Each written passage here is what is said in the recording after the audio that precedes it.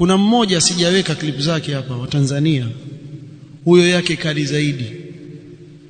Asema mtoto atumwa na babaki walie, nenda kapelekea barua kwa rafiki yangu. Nafikiri wengine mshawahi kusikia clip. Kapeleka barua kwa rafiki yangu. Kama Mombasa akamwambia yuko Nairobi, akamwambia hii itachukua siku ngapi mpaka kufika? Ambia wewe shika hii, panda mpapayo. Mcheka wallahi alazim. Asema tena hana haya bwana mbele zake. Jamaa akipanda mpapayo akishuka nshukia Nairobi. Yani kama hivyo, yani atajamali. Sasa barua akaileta kweli, yule bwana nkaa pale angojea barua iko wapi? Hii hapa barua. Akaipokea barua, shika barua, naye akamjibu ile barua, akamwambia sasa utamregeshia babako. Akamwambia sasa sijui nitarudi vipi. Kwani wewe babako alikuleta vipi hapa? Asema alinipandisha mpapa. Mbona alikuchokesha sana?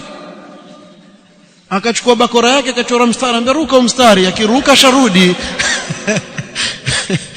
Wallahi alazim, hiki kisa chatolewa msikitini, akaruka kumeshafika. Sasa niulize swali, nitakuuliza swali, hivi kuna wali kama Mtume Muhammad sallallahu alaihi wasallam?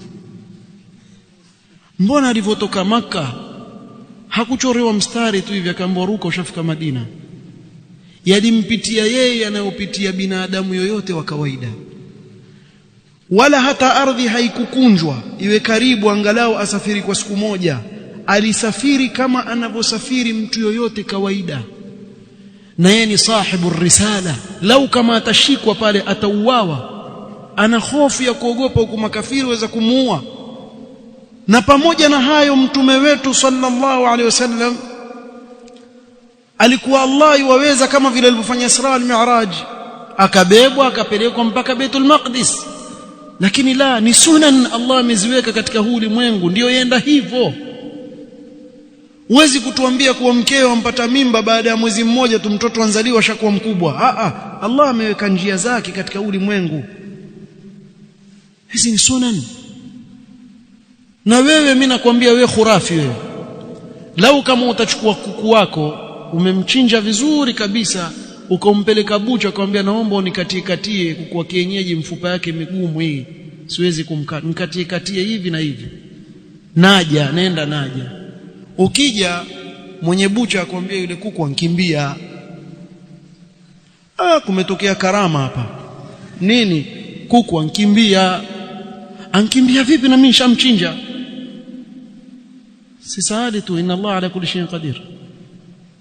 Utakubali kwa sababu mkuku wako atakwenda kumla, hukubali wewe, wajua kumbe kuna sunan Allah ameziweka. Haiwezekani bwana. Kwani Allah hashindi kufanya?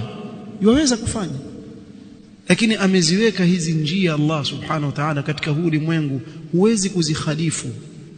Hakuna maiti umfundisha mtu bwana, wacheni uongo.